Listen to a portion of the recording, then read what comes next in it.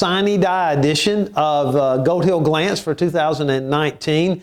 The House and Senate are both still in session here on Friday afternoon, but we do expect the session to conclude later today and the House and Senate members to go back home and have a little cooling off period before we start focusing on prison reform and a few other important issues. The big highlight for us this week is that we were able to move our SSUT technical legislation and get it sent to Governor Ivey.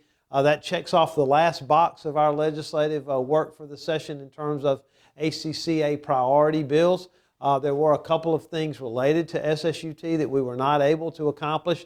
Once again, we continue to have some disagreements both outside and unfortunately inside our organization. And as you might imagine, Sonny Brasfield will have a few things to say about that as we go forward in the coming days. I do want to thank everyone for their hard work, the contacts that were made, both personal and electronically, for your diligence in keeping up with the information that we've given you during the course of the session. And more importantly than that, I want to take a minute and thank my staff and your staff for their hard work, especially Chase and Abby, who worked almost constantly for you during the last 3.5 months.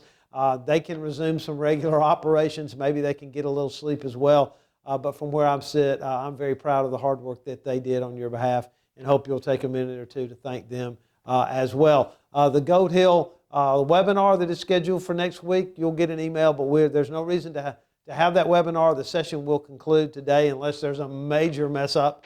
And if so, you'll see a frantic email from us. A lot of things for us to begin to work on, implementation of new laws. It'll take us a couple of weeks to get you that final Goat Hill report for the year, but watch your inbox for that. Between now and then, again, please know the staff is very grateful for your hard work, and if things go well, by the time the sun sets today, we'll be finished with the 2019 regular session. Thank goodness. Have a great weekend.